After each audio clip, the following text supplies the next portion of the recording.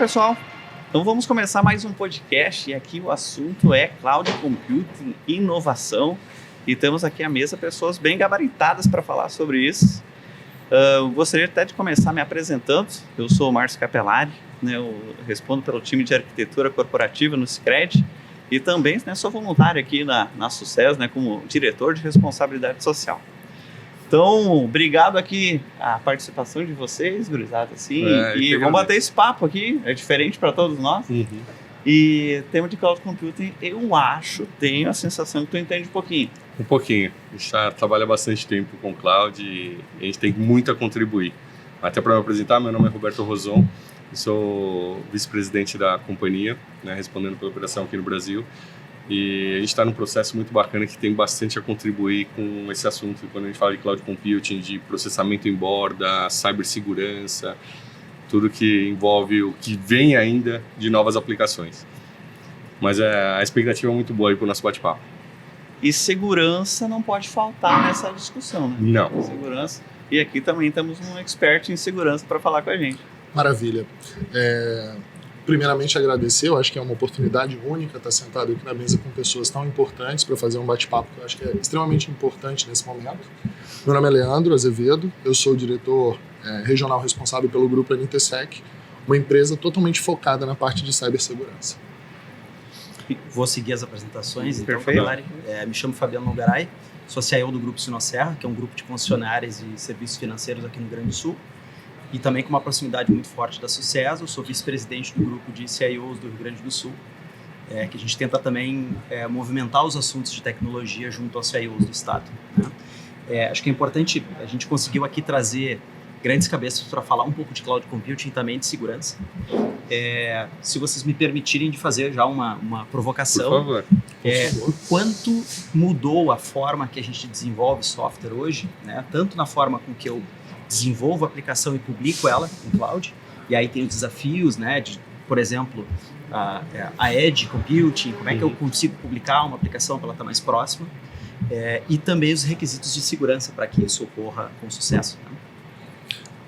Perfeito. Você quer começar? Não, quando a gente fala de Edge, né, como você comentou, provisionamento dessas novas aplicações, a gente ainda está estudando muito o que vai vir.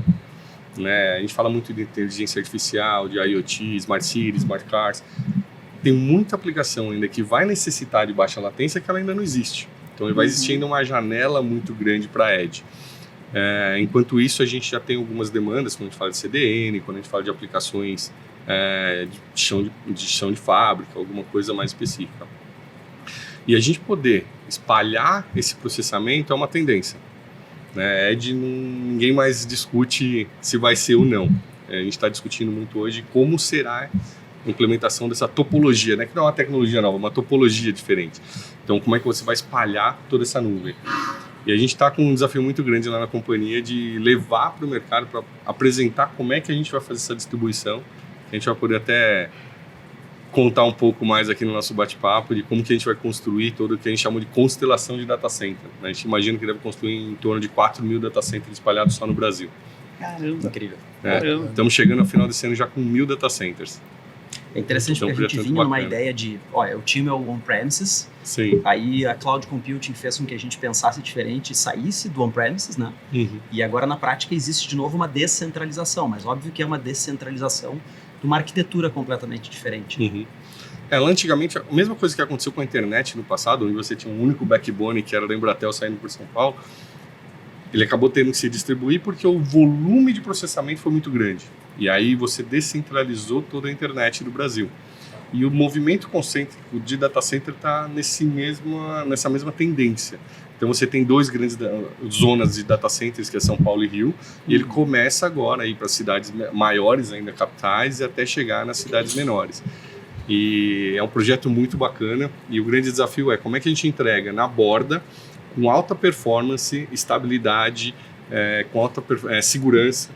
Né? Então essa é a grande... que a gente começa a pensar agora em como que a gente consegue ajudar os nossos clientes a levar o processamento para a borda com segurança, gestão, backup, DR e tudo mais. É bacana ver isso, né? Perfeitamente. Você comentou a parte de programação, né? Eu acho que é inevitável que a gente vive hoje a era da IA. A gente vem falando de IA há muito tempo, mas hoje em dia é muito comum que o mercado de trabalho não consiga acompanhar a formação dos profissionais. Então você tem muita gente fazendo código de maneira júnior e você também vai ter muito júnior utilizando a IA para fazer códigos. Sim. Isso traz uma preocupação muito grande, porque existem brechas nesses códigos e as próprias IAs já estão explorando isso. É necessário hoje trazer ferramentas, a gente viu boas ferramentas sendo apresentadas durante o evento, que vão trazer essa segurança, né? E cada vez mais isso vai ser necessário. Hoje não adianta mais você ficar só no perímetro, como você mesmo comentou. A gente precisa se preocupar no código seguro, a gente precisa se preocupar em todos esses detalhes, porque senão você vai ter uma aplicação já com SQL Injection ou qualquer coisa desse tipo. E então, existem ferramentas hoje que elas vão utilizar essa IA, vão fazer uma análise desse código, vão reescrever esse código. Por mais que tenha sido escrito por um júnior, ele consegue colocar esse código como se tivesse sido feito por um sênior, trazer uma segurança já para essa linha de código de forma que ela não possa ser injetada nenhum tipo de malware, por exemplo, né? E o maior desafio quando a gente fala hoje da parte de cloud computing é a visibilidade. Aliás, isso é o maior desafio da cibersegurança, né? Só que a gente está falando de sistemas extremamente escaláveis, né? De alta convergência. Então, como que vocês estão vendo isso hoje, quando vocês consideram no projeto de vocês a parte de cloud computing? Posso começar, Capelé? Vai lá. Nós recentemente migramos para cloud completamente. A gente fez um full move to cloud agora no mês de agosto. E nos chamou muita atenção o quanto a gente deveria já, na primeira fase, fazer refatoração de algumas aplicações. Então, Perfeito. obviamente que no mote comercial e tudo, e estratégico, a gente fala bastante do lift and shift, né? Que eu pego exatamente como é que está a minha aplicação e vai para cloud, mas a gente sabe que isso, de certa forma, não funciona muito bem assim. Não performa, Não né? performa muito bem. A questão de custo pega caro. muito forte também, é caro. Então, assim, o que mais pegou pra gente era a estratégia de refatoração das aplicações. Certo. E aí essa refatoração, ela passou não só pela arquitetura ou pelas funcionalidades da própria aplicação, mas também nos requisitos de segurança. Então, eu vou dar um exemplo. Como é que eu fazia dentro de casa para fazer uma gestão de vulnerabilidades no meu ambiente? E como é que agora eu tenho que pensar completamente diferente? E não quer dizer que é bom ou ruim, melhor ou pior. Quer dizer que é diferente a gente Exato, olhar, por sim. exemplo, para a gestão de vulnerabilidades. Seja falando da própria infraestrutura quanto das aplicações, né? Então, foi isso que a gente sentiu um pouco mais ao longo dessa jornada.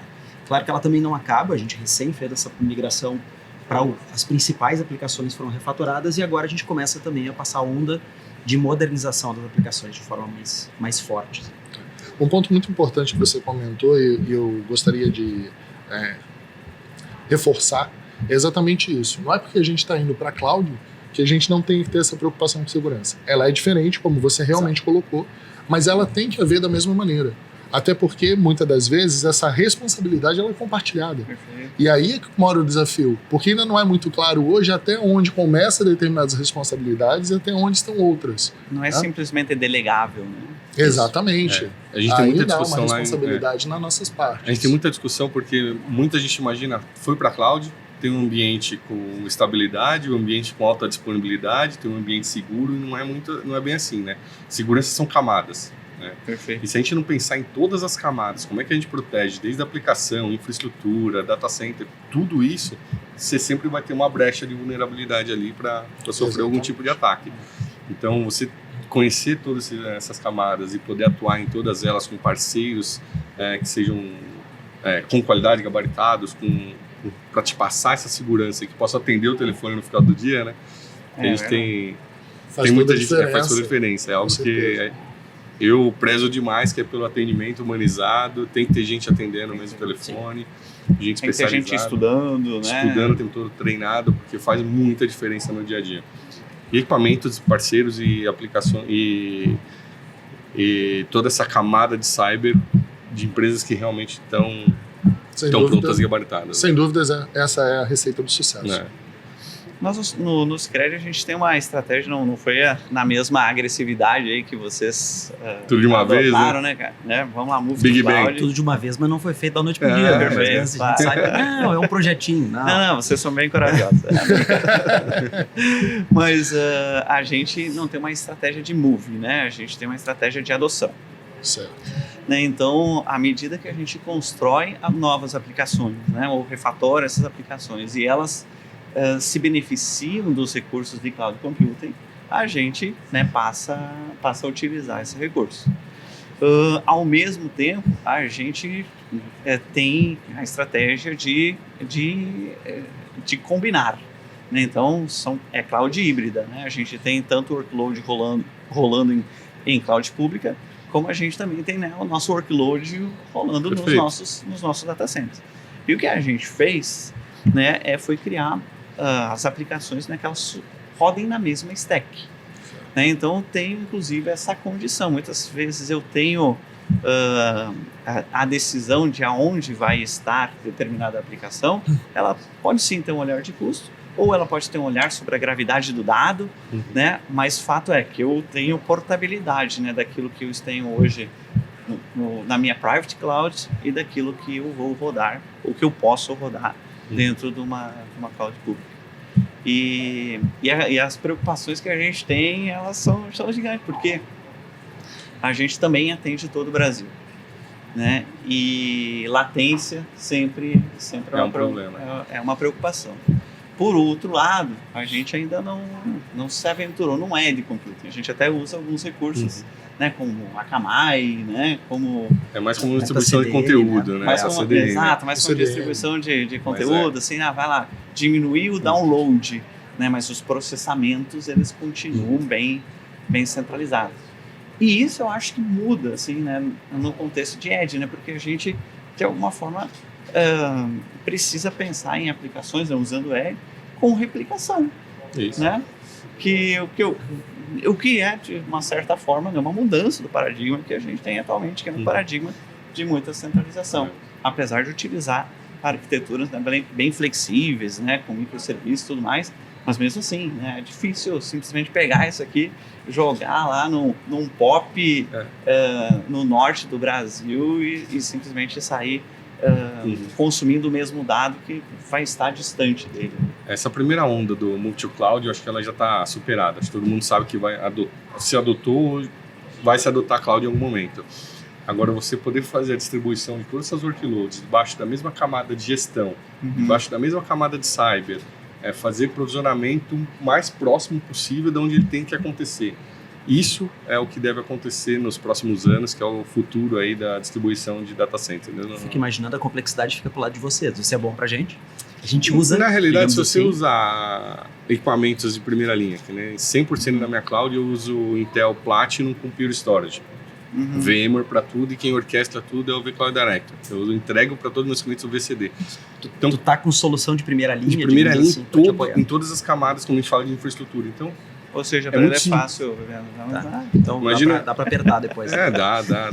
Então, na hora que você põe ali debaixo da camada do VCD, ele consegue distribuir, inclusive com nuvens públicas, né? Então, se você quiser usar alguma coisa de Azure, quiser usar alguma coisa de AWS, você consegue unificar tudo debaixo da mesma camada. Legal. Então, isso é bacana, você poder centralizar tudo e distribuir o processamento, né? Entregar a melhor experiência para o usuário final. A gente sempre... A minha lembrança sempre é como é que eu melhoro a experiência do usuário na ponta. Perfeito. Né? Não é só pensar em estabilidade. Como é que lá na ponta ele vai passar um cartão numa loja e vai estar sendo bem atendido? Como é que você, numa experiência ali com a sua família, né, pode ter ela melhorada? Então a gente tem que pensar muito nisso, né? E a infraestrutura vem para ajudar. E quando você fala de edge, e principalmente com inteligência artificial, essas aplicações que devem surgir, deve entregar uma experiência no final para as famílias e para o usuário final muito bacana. É nisso que a gente está acreditando muito. Só que é o seguinte, quando tu distribui, né, tu também distribui, né, isso. Como é que tu olha a segurança de uma maneira centralizada, né? Porque isso é um desafio lá, tá rodando em todo o Brasil. Você sai do perímetro, né? O perímetro, né, se amplia, né? Não é nem que sai, né? O perímetro, exatamente. Ele amplia. O nível de exposição ele fica muito maior, né? Você precisa garantir esse detalhe e precisa ter soluções de segurança que consigam escalar dessa maneira. Você fez a menção aí da Pure Storage, o grupo NTSec também é um parceiro da Pure Storage. E realmente são soluções de ponta. Né? A Pure Storage ela entra no nosso portfólio justamente por esse viés de segurança, mutabilidade, essa parte de recuperação rápida em caso de disaster recovery, o safe mode, né? Muito bem colocado. E esse é um grande desafio mesmo, né? Quando a gente estiver nesse tamanho de exposição, é necessário que você comece a pensar em conceitos de ETNA, em conceitos de mutabilidade, esse tipo de coisa para poder trazer. Como que vocês estão vendo hoje essa movimentação de ZTNA, CASB, SASE dentro do ambiente de vocês? Eu acho que é um movimento meio sem não tem como evitar ele, de certa forma. Assim, né? A gente viu isso, falando do ZTNA, por exemplo, a gente viu isso muito acontecendo com a pandemia. Né? Então, os colaboradores começaram a se espalhar nas suas residências. Certo. Houveram outros desafios, é óbvio, a gente sabe que os colaboradores não tinham nenhuma mesa para trabalhar direito, mas a gente tinha que ponderar em que momento a gente acelerava a segurança e em que momento a gente podia tirar um pouquinho o pé. Nós optamos lá no momento da pandemia, por exemplo, de não tirar o pé. Então, algumas premissas elas foram adotadas. Né? Essas premissas, principalmente de segurança, elas foram mantidas mesmo, o pessoal indo para casa e aquilo gerando algum tipo de ruído na operação. Né? Não impactou negativamente, obviamente, mas acho que é um caminho sem volta. Assim. A gente tem que cada vez mais confiar menos no que está conectado no ambiente para deixar nossas soluções mais fechadas e protegidas, de certa forma. Sem dúvida, claro. Eu tenho, inclusive, mandar uma mensagem para aqueles colegas que faz tempo que eu não vejo, né, que estão trabalhando muito tempo no remoto. Sinto saudade de vocês, tá, querido? Continuamos conectados aí. Tá funcionando bem, então a segurança para quem trabalha no home office. Muito bom. E a gente, sabe quem gostar desse papo aqui, que a gente teve aqui? O Marcon, né? O Marcon. O Marcon tá adorando. Estamos aqui trabalhando para ele, né? Depois a gente tem que conversar com ele. É verdade. Para botar alguma coisa nessa mesa. Assim, vai ter que aumentar a cota de patrocínio, botar um whisky aqui, alguma coisa, pelo menos, né? Porque realmente, assim, é diferente, né? Quem usa, não sei se vocês já tiveram a oportunidade de trabalhar em cima de qualquer nuvem com Pure Storage, é surreal. A gente está usando até para backup. Né? Tem hoje Pure Storage para fazer backup todo o nosso ambiente. Restore. Restore, é verdade. Não é o backup, é o Restore. Porque antigamente o pessoal comprava backup e não comprava Restore, né? A gente ganhou uma aula ontem do Marcon, né? Porque assim, as pessoas fazem backup, mas não testam, ou o Restore demora muito tempo, porque são projetos de backup, não são projetos de restore. Ele está evangelizando, pelo visto, né? Já tem pessoas para passar a mensagem dele para frente. É uma pergunta, né? É uma tendência também, né? A gente utilizar mais SaaS, né? Certo. Então, por exemplo, vai lá. A gente está com a própria SAP, né? Inclusive, né, de uma maneira, uma estratégia bem forte, né? De move to cloud, né? Com o S4HANA, RISE e tudo mais, investimentos, inclusive, né, das próprias nuvens nesse sentido. A gente tem lá grandes players, né, como Salesforce também, né.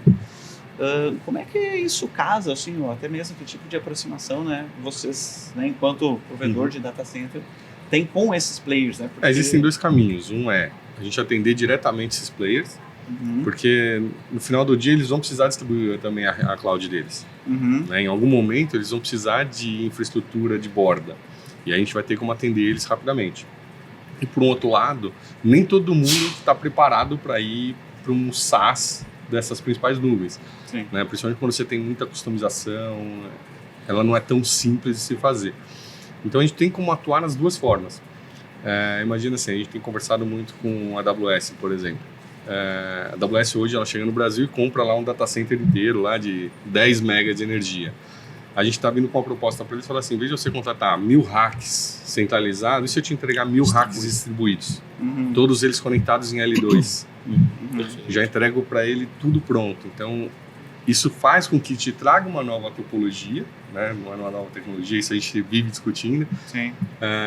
E traga muita performance e entrega para o usuário final uma experiência diferenciada. Então, a gente trabalha numa ponta vendendo a nossa cloud e outra atendendo as clouds, as clouds SaaS, as clouds públicas e tudo mais. Então é o que eu costumo dizer assim, cada cliente tem seu fornecedor ideal. Não existe uma bala de prata, não existe nada que resolva tudo. Por exemplo, a gente desativou toda a nossa plataforma de 365, de Outlook, de e-mail, né, de Exchange. Eu não vou concorrer com a Microsoft, não adianta. Então vamos desativar, é lá que é o melhor lugar, vai todo mundo para lá, eu não quero mais concorrer com eles. E aí, essa questão de híbrido, da gente poder ter todo mundo conectado dentro da minha cloud, você poder escolher qual que é o melhor workload para cada infra, eu acho que é o futuro, eu acredito muito nisso. Acho que aqui tu comentou uma outra questão interessante, que é quando a gente busca soluções também, não existe muita bala de prata, né? Não tem. Claro que existe a relação entre os fornecedores, e obviamente elas vão sempre existir, mas a gente viu também ao longo das exposições dos parceiros que olha, escolhemos tal parceiro para tal solução extremamente nichado, e aí assim tu começa a montar um conjunto de soluções, e não um player para atender absolutamente tudo, né? O quanto que isso faz sentido também na relação das empresas de vocês com os fornecedores parceiros, né? Ela segue a mesma linha, assim, ninguém vai fazer nada sozinho. Eu não tenho como ser melhor em tudo. Então eu tenho que buscar parceiros que fazem tem serviços tão bons ou melhores que os nossos para a gente poder agregar e entregar para o cliente uma solução unificada. No final do dia, todo mundo quer ter um pescoço só para apertar, né? E quer que alguém já tenha o telefone e resolva. E se a gente não consolidar esses parceiros de qualidade, com os mesmos valores, que pensam em entregar a mesma qualidade de serviço, começa a gerar problema. Mas não tem como não existir essa parceria entre os fornecedores e trabalhar em conjunto. A integração não é só na API, né? É no relacionamento bastante, também, né? bastante. Nas pessoas também, é só na Tem tecnologia. que construir isso também. Você tocou num ponto que me chamou bastante atenção. Durante o evento eu percebi várias abordagens das pessoas que vieram nos conhecer, chegaram até o nosso stand, muito preocupadas em quais eram as ferramentas que a gente tinha para oferecer. E aí, te respondendo a essa pergunta, a gente levou isso inclusive para as salas, o Grupo NTSEC ele olha para isso de forma muito agnóstica. Né? Tanto que a gente nem entra na discussão de cloud, qual é a melhor, porque, como você disse, não se trata disso. A mesma maneira são as ferramentas. Foi colocado uma coisa aqui na mesa que é muito importante, a gente precisa levar isso para todas as conversas. Não existe bala de prata. Todas as soluções que apareceram aqui durante o evento são sensacionais. Porém, nem todas vão se aplicar ao seu negócio. E uma das coisas que a gente vem chamando a atenção é justamente sobre isso. Né? Será que eu preciso de um firewall? Sem dúvida a gente sabe a resposta disso, mas por que eu preciso de um firewall? Né? E aí nós nem estamos falando de fabricante, ainda estamos falando de ferramenta. Então hoje o Grupo NTSEC ele possui mais de 40 fabricantes dentro de todo o seu ecossistema. Existem aqueles que são mais próximos, que a gente acredita que faz sentido na maior parte dos projetos, mas muito mais do que isso a gente é consultivo. Nós olhamos e queremos entender a natureza de negócio, as necessidades, como você mesmo colocou, e a partir daí, juntos, construir aquilo que melhor se enquadra. Porque depende da robustez do projeto, depende das nuances do negócio, depende das nuances que você almeja alcançar na sua segurança. Né? Tudo é muito relativo, essa discussão é muito ampla.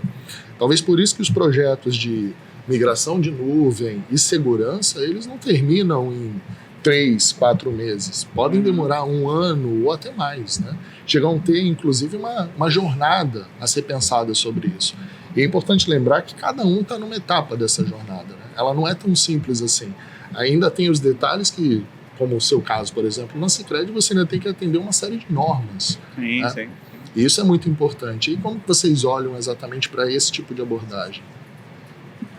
Vamos lá, tudo aquilo que é norma, tudo aquilo que é regulamentar, né, a gente tem uma prioridade muito grande para atender, né? Então, inclusive vem à frente, né, de muitas prioridades ou necessidades de negócio, né? E a gente tem, na medida do possível, a gente trabalha muito com a matriz de risco, né, também dessas regulações. Então, o que impacta também, né, ou só o atendimento da regulação em si, ou até mesmo o tipo de risco, né, que a gente acaba se submetendo, por quanto tempo a gente acaba se submetendo. Né, são preocupações, né, que a gente acaba tendo. Quando a gente olha, né, para aspectos de segurança, especificamente, né, aspectos de segurança, a preocupação sempre é com aquilo que pode impactar a vida do associado. Então, a gente não quer vazamento de informações, a gente não quer acessos indevidos, a gente não quer transações acontecendo, né, de uma maneira não autorizada, né, pelo associado, seja ou autorizada, né, pelo Sicredi, né, pela agência do Sicredi. E tudo aquilo que a gente pode fazer para gerar essa proteção, a gente investe para fazer, né? Tem investimentos significativos nesse sentido. Claro.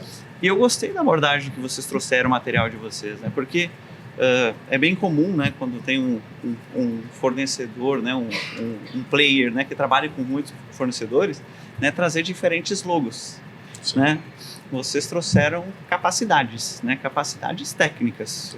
Eu curti muito essa abordagem que nos faz, beleza, o que tu precisa, né, para depois a gente ver qual a capacidade técnica, o que vai fazer diferença no teu contexto, para depois a gente olhar para um contexto de fornecedor, se é o caso, inclusive, de um fornecedor, ou se é o caso, inclusive, de um processo. Né? Me chamou a atenção, e a gente nos créditos traz um pouco desse olhar também, né? Não basta ter ferramentas, né? A gente precisa ter um olhar para os processos, né? E como eles acontecem, né? E a rastreabilidade desses processos, né? Principalmente, né? Talvez até um passo atrás, né? Olhar para o que você tem dentro de casa, entender se os fabricantes que te auxiliam hoje, se já não têm inovações que possam melhorar a tua segurança, e se você já está utilizando tudo que há de melhor desse fabricante, né? Se você está aproveitando todas as features do seu contrato, se você realmente já tem as melhores práticas sendo implementadas. Então é necessário tirar um pouco dessa emoção de colocar mais uma ferramenta, eu vou estar mais seguro. Se eu fizer um pentest, eu vou saber se eu estou ou não vulnerável, e olhar com um pouco mais de cautela para essa conversa e entender aquilo que realmente faz sentido, né? Vocês falaram 2 vezes aqui, né, que não existe bala de prata, né? Às vezes não existe vampiro também. É verdade, muito bem posicionado. Às vezes não existe vampiro, né, cara? É outro bicho que a gente está lidando, né? Exatamente. E como a gente falou na sala também, né? Desculpa, eu acabei te cortando. É sempre importante lembrar que não dá para você condenar o usuário, como todo mundo gosta de dizer, né? O usuário, ele é realmente o elo mais fraco. Ele é o elo mais fraco, mas a responsabilidade é nossa. Perfeito. Ele não tem que ter esse viés de segurança que nós temos. Cabe a gente passar essa preocupação para ele, treiná-lo, capacitá-lo, e aí sim, quando houver necessidade, colocar ferramentas sobre isso. Educação é fundamental, né? Educação é fundamental. A gente viu aqui, né, questões, né, que a maior parte, né, não vou recordar os números, se vocês lembrarem, mas com certeza acima de 50%, né? Sim, exato. Né, o número de exposições que acontecem, né, tem um fator humano envolvido. Então, a brincadeira ainda foi só tirar o ser humano da humanidade que está tudo resolve, né? Quase um reset. Eu vou voltar um pouquinho na parte de regulamentação, porque eu acho que é um ponto bem interessante. O Capelário já demonstrou algumas questões super relevantes. Nós temos hoje dois negócios regulados pelo Banco Central, uma financeira, um administrador de consórcio, e um negócio vinculado à SUSEP, Superintendência de Seguros Privados, né? Que é a nossa empresa de capitalização. Perfeito. E eu acho que também o órgão regulador, ele serve também para que a gente evolua. Muitas vezes a gente olha a regulação como uma burocracia, mas ela traz um conjunto também de boas práticas e de preocupações que muitas vezes não está na cabeça da companhia. Então, a gente olhar uma regulamentação, por exemplo, do Banco Central, faz sim com que a gente evolua em controles, em procedimentos, em metodologias, em gestão de riscos. Então, a gente também tem uma pegada muito forte neste sentido, em enxergar a regulação como uma forma de evoluir o nosso negócio. E uma outra coisa que a gente também falou aqui sobre relacionamento também, é enxergar também o órgão regulador como um ente da nossa relação, que nós temos que ter uma relação saudável, ética, correta e tudo para ambas as partes. Né? Perfeito. E às vezes, né,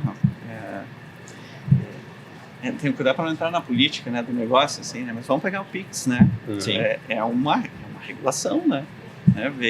Não veio necessariamente assim, não, os bancos, de repente, né, as instituições financeiras decidiram, que legal, seria super bacana. Não, teve, né, um patrocínio muito grande, né, do Banco Central, né, para que isso fosse viabilizado, né? Estabelecido tempos bem agressivos, é verdade, né? Acho que isso que talvez gere um pouco mais de mal-estar, às vezes, nas instituições, que é a temporalidade com que as coisas acontecem. Sim. Né? E o mundo não necessariamente para, né? As outras coisas continuam também acontecendo. Né? E é esse encaixar de prioridades, né? Esse sincronizar daquilo, né, que muitas vezes são as demandas, né, que estão reprimidas do teu negócio, né, com aquilo que é a regulação. Mas é um desafio. E assim, eu não gosto de reclamar disso, né? Porque é reclamar da gravidade. Tá ali. Tá aí. Tem que cumprir. Não tem escolha, né? Sabe? É uma coisa... Mas sabe um ponto importante? Quando você fala nessa questão de regulamentação, é necessário lembrar que segurança também é importante que todo mundo esteja preocupado com ela. Sim. Porque quando a gente evolui sozinho, não adianta eu estar muito seguro e o restante vulnerável. Então esse pensamento coletivo que a regulação traz talvez é o que falte o ecossistema tem que estar para o seguro, ecossistema, né, completo, para que muitas empresas comecem a se preocupar um pouco mais com essa questão de segurança, para que muitas empresas comecem a se preocupar com essa questão de padronização, e como adotar essas melhores práticas, sabe? Eu acho que é um caminho sem volta, sem dúvida, é algo extremamente interessante, é como você comentou, brigar com a gravidade. Eu posso reclamar, mas não vai mudar nada, eu tenho que Isso aí. me Segurança ainda tem que colocar ser transparente, né? Principalmente. Segurança ainda tem que ser aquela coisa que tu olha assim, mas nada aconteceu, será que eu tenho que investir? Não, mas exatamente porque tu investiu que nada aconteceu. Exatamente. Ela é uma relação isso. que ela é difícil de tu ficar justificando, mas sem sombra de dúvida, ainda mais com, obviamente, LGPD e essas outras, vamos entrar de novo em regulação, né? Trazem pra gente essa necessidade de se adaptar, né? E evolui completamente o setor, que é a parte mais Sim. importante, né? Afinal de contas, o financeiro é um dos mais atacados, é onde a gente tem dados extremamente sensíveis. Sensível, nossa. Tudo que envolve, não tem jeito, tudo que envolve dado sensível, a gente precisa pensar em como que protege esse dado. Né? Desde a proteção realmente lá do dado dentro do banco de dados até toda a sustentação desse dado. Nossa, sim. Vocês têm visto movimento, né, de retorno ou de saída de cloud pública, né, fazer o contrário, né, que o Fabiano fez, assim, né, de... É um movimento que... Não tá me azarando, né? Não, de forma A gente te protege. Esse movimento aconteceu muito forte nos Estados Unidos, está acontecendo agora no Brasil. É back to home, né, estão chamando, né? Repatriação. Repatriação. Eles estão chamando um momento de repatriação. Porque foi naquilo que você estava comentando.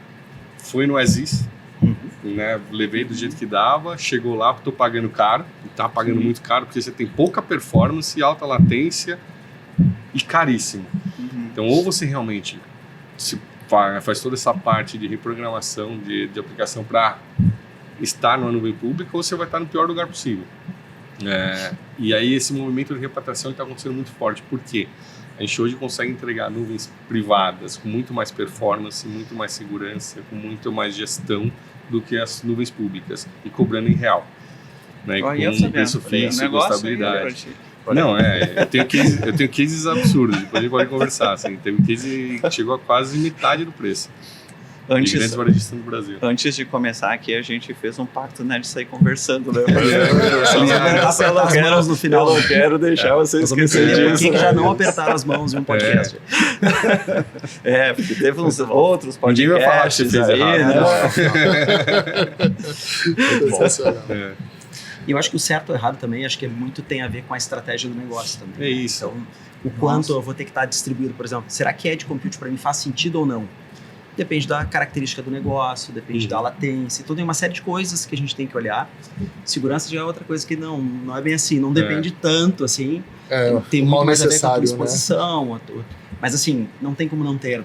Sabe? Mas existem coisas muito pequenas que você pode fazer, né? Imagina, não pela grandiosidade, né? Mas mais simples que você pode fazer hoje, que pode te deixar mais seguro. Né? Eu continuo dizendo que vale o básico bem feito. Exatamente, isso é importante, né? Como o próprio Marcon falou, né? Vamos trabalhar de novo aqui para o Marcon. É necessário que você teste o seu backup. Isso já é um princípio muito básico de segurança. Né? E quantas vezes você vê o backup fora da estratégia de segurança? Quantas vezes você vê a fita sendo guardada em porta-luvas de carro? Né? Fitas que nunca foram testadas, backups que quando você vai realmente restaurá-lo, ele já está totalmente impactado. Porque não houve teste sobre isso, na verdade. Né? E aí é importante dizer que a invasão não ocorre junto com o ataque. A invasão acontece, ele fica ali, se instala, prende o máximo possível, faz movimentos laterais, vai para o seu backup e você vira cliente, porque a partir do momento que você paga um resgate de dados, ele não vai te liberar nunca mais, ele vai te liberar temporariamente, mas até o próximo passo vai de novo. Eu tive conversando recentemente com uma empresa de dados que fornece para uma empresa de tintas, né? Não vem ao caso os nomes, mesmo porque no nosso papo nem foi revelado, e ele comentou, mas por que o ramo de tintas é tão atacado? Eu falei, como assim? Não, porque eu tenho um cliente que todo mês ele tem que pagar resgate. Eu falei, porque ele pagou a primeira vez. Ah, sim. Ele tem um hacker de estimação. Né? Ele tem um hacker de Tá na estimação. folha de pagamento já. Exatamente. Né? A partir do momento que eu preciso de dinheiro, eu vou lá e faço a encriptação das suas máquinas e já te dou o código, se você está pagando. Agora, o que você está pagando para recuperar os seus dados, se você investisse em segurança, com certeza ficaria um pouco mais difícil. Né? Eu costumo dizer que segurança, embora antes eu comentei que é necessário que todo mundo evolua, a gente pode contar aquela historinha básica dos 2 caçadores que estavam na África. Né? Eles se veem na frente do leão e acabam as balas. E aí eles resolvem subir numa árvore. Quando eles estão lá em cima na árvore e acham que estão seguros, o leão começa a subir a árvore. Daí, de repente, eles percebem que vão ter que descer dali e sair correndo. Quando os 2 caem no chão e descem, o leão está lá em cima, já pronto para dar o bote, um senta e vai colocar o tênis. Aí o outro fala para ele, você tá maluco? Por que você tá botando tênis? O leão vai te engolir do mesmo jeito. Ele diz para ele, mas eu só preciso correr mais que você. E quando você olha hoje para esse ambiente de cibersegurança, é muito isso, né? Por mais que tenha sido esdrúxula aqui a historinha que eu contei, e segurança não é nada disso, é muito mais sério do que isso, é importante a gente lembrar que o hacker hoje ele ainda olha para a superfície de ataque que é mais fácil. Claro. Então a gente, nós do grupo NTSec, a gente até acredita muito no pentest. Porém, a gente percebe que ele está sendo colocado hoje para descobrir vulnerabilidades que já existem. Sim. Mas qual é a função do pentest? Não é uma invasão? Quantos pentests estão sendo pagos por aí que ninguém está invadindo nada? Na verdade, ele está simplesmente aproveitando brechas que podem ser resolvidas com boas ferramentas, sim, mas que você pode olhar para boas práticas, que você pode olhar para a sua superfície de ataque e resolver isso fazendo o básico bem feito, como você mesmo falou, não é verdade? Enquanto a gente, né, ouviu bastante falar sobre IA aqui dentro do evento, né? É verdade. E dentro desse contexto, né, de cloud computing, assim, como é que você vê o uso, tem visto o uso da IA, mas não no sentido assim, né, mais esotérico, assim, né? Tem gerado eficiência, né? E que tipo de aplicação a gente tem encontrado, assim, para gerar essa eficiência? São 2 movimentos. Um é a gente criar infraestrutura para IA, né, onde a gente tem uma cloud em cima de GPU, com toda a plataforma ali de altíssima performance. E por outro lado, como é que você vai entregar as IAs que vão mastigar todos os dados? Sim. Né, então, como é que você cria esses microserviços para poder receber os dados e te cuspir uma informação já trabalhada? E essas aplicações, elas estão crescendo cada vez mais. A gente está apostando muito que isso cresça e consuma muita cloud ainda, é uma tendência. Nosso data center nos Estados Unidos, praticamente Jacksonville, ele, mais da metade dele é para atender uma empresa de IA. Isso está tendo uma força muito grande. E a infraestrutura ela vem acompanhando esse crescimento, não vai fugir. Uma coisa que eu tenho expectativa, assim, né, eu acho que é que a IA nos ajude na otimização dos recursos. Também. Então, cara, assim, me diz aonde que eu tô mal configurado. Fazer um FinOps ali. Né? Isso, me ajuda a afinar, né? Fazer aquele tuning mais fino, né? Para que a minha aplicação tenha uma performance melhor, consumindo menos recursos. Sim.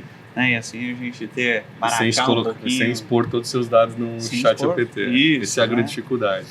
Porque log a gente gera pra caramba, né? Assim, a observabilidade, a infraestrutura cresceu muito nos últimos anos, né?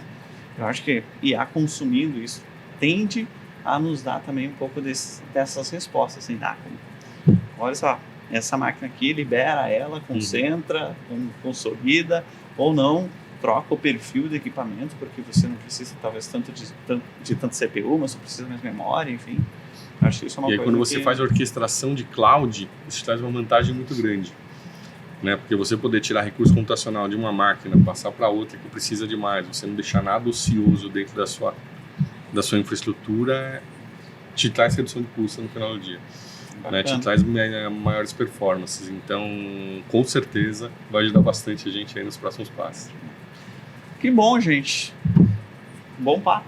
Bom Foi papo. gostoso, E vamos leve. sair conversando e tudo, Esse- né? esse- Isso aqui- Pra mim, Tá na né? saída para não ter problema. Esse assunto de IA aqui eu acho que é um papo para um outro podcast, né? É, Verdade. Porque e abre bastante assunto. do que traz de segurança, eu gostaria de terminar só com uma provocativa. É um novo Shadow IT, Uhum. as IAs, como você mesmo falou. Uhum. Não expor os meus dados públicos dentro do chat GPT, né? Que o usuário ele não está preocupado que ele está colocando informações extremamente importantes que vão ficar públicas e isso está lá, descrito, Perfeito, sim. mas ninguém lê. Porém, quando você começa a colocar inteligência artificial dentro do seu ambiente, pagando por ela, um chat GPT Pro ou coisa parecida, até que ponto isso está te mantendo seguro dentro de toda a tua parte de escala de segurança e o escalonamento de permissionamento dessas informações dentro de casa, né? Mas como eu falei, isso aqui a gente outro noite papo. adentro, Esse assunto é longo. é assunto para outro papo, né? Se o produto é gratuito, você é o produto. Exatamente. Certa vez e Perfeito. faz sentido. Isso é muito importante mesmo. Mas obrigado, foi ótimo. Fechou. Obrigado, gente. Valeu, pessoal. Valeu, gente. Valeu, Valeu. pessoal. Até mais. Muito obrigado. Até a próxima.